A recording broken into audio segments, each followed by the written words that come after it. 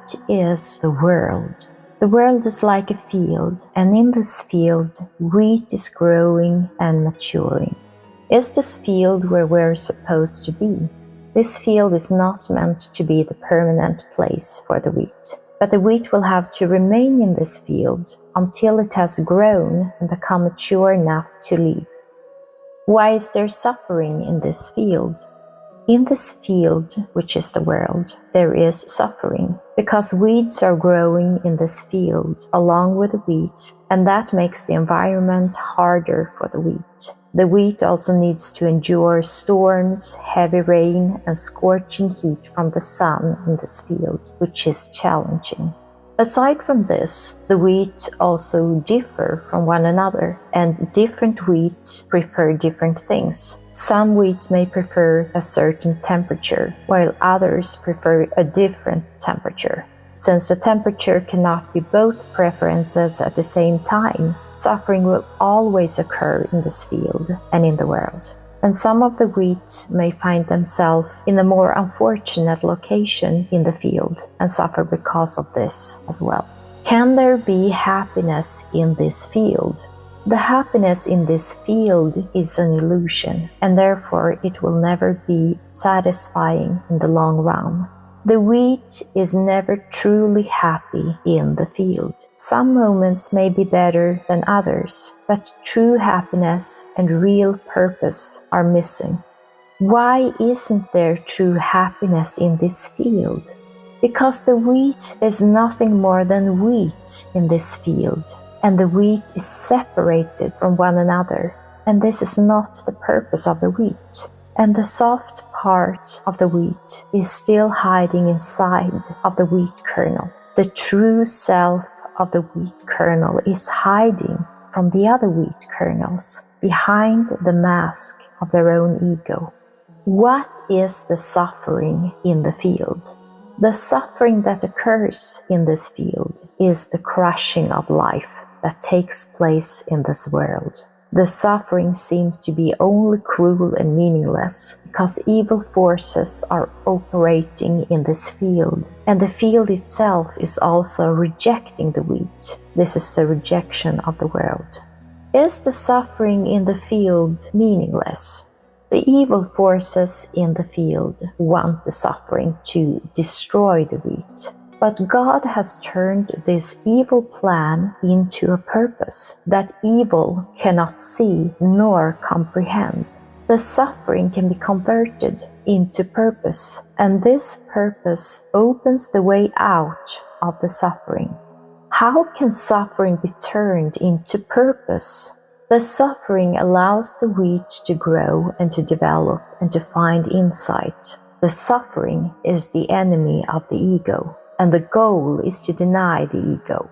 The suffering is not destroying you. It destroys your false self, the ego that belongs to the field and to the world. Suffering and crushing of the ego prepare you because it will make you humble in the process. It will prepare you for the narrow gate and prepare you to leave the field. What happens when the wheat becomes mature? When the wheat becomes mature, there is no reason for the wheat to be in this field. The wheat will feel that something is missing. It will experience emptiness because the field becomes meaningless to stay in. And inside of every wheat kernel, the spirit is pushing to get out. But the bran, the hard, tough outer shell of each wheat kernel, prevents the spirit from reaching its full potential. This bran is the ego, the false self, the mask that people are hiding behind in this world, the roles that everyone is playing, where they pretend to be something and someone they're not. The narrowgate is about allowing this false self, this ego, to die by denying it in order to become your true self, which is spirit. The ego that wants to be first, right, powerful, and justified must go. Only when you deny this self, this ego, the spirit can be released. and your true self can emerge. So what does mature wheat look like? Jesus shows us what maturity looks like.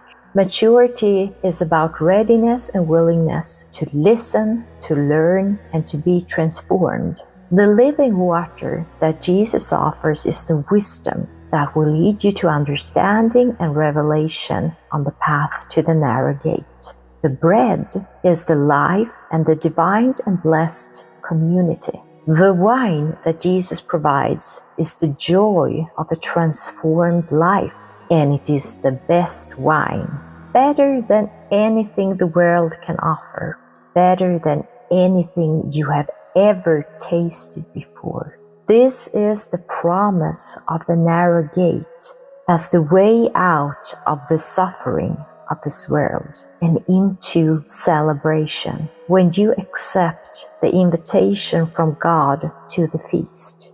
So how can the mature wheat escape the field?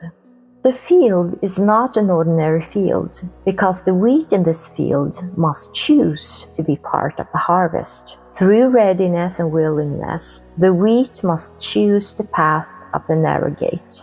No one will force the wheat to choose the narrow gate, but resisting the narrow gate and actively choosing to stay in the field will eventually lead to the wide gate of destruction. Because over time, the mature wheat that stays in the field, that stays in the storm and in the heavy rain, will wither, lose quality, and eventually rot or be spoiled. The narrow gate is a process that must be chosen. It is not passive. As mature wheat, you must choose to be gathered as harvest and taken to the millstone by walking the path to the narrow gate. So the mature wheat must make the choice of staying in the field or leaving. Yes, and when the wheat has made up its mind and wants to be part of the harvest, an angel will come and help the wheat, collect it, and take it away from the field. This is where the journey to the narrow gate begins. The wheat will then be taken to the mill to become flour. The hard shell around the kernel of the wheat, the ego, must be crushed completely by the millstone in order to become flour. And in this process, the ego will die, and when the ego dies, the suffering of the world ends, because the spirit and your true self become free. What will happen to the flour? When the wheat is ground into flour, the true self of the wheat is mixed together with other true selves, and they become a unit. This flour is the way to inner transformation, because this flour will become one bread and one true community. And this bread will give life to itself and to others. And this is the kingdom of God that is inside of you, your inner transformation that has taken place. And when the time comes, this bread can enter through the narrow gate and into the kingdom of heaven, which is the same as the inner kingdom, but in a second stage where it is fully developed and complete. And this is the feast. We must become both bread and wine. There is a similar metaphor of the same process illustrated as winemaking. Grapes are being crushed, and they have a choice if they want to remain a crushed grape in the world where the crushing never ceases. In this metaphor, the grape skin is the ego, and the grape juice is your inner essence, your true self.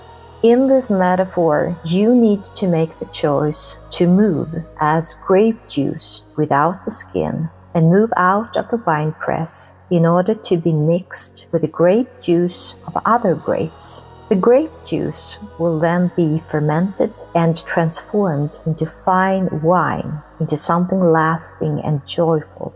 God is sending out His invitations into the field of wheat and into the winepress where the grapes are. Will you accept your invitation and choose the narrow gate, or will you choose to stay in the field and in the winepress? The choice is yours, but you need to make your decision now.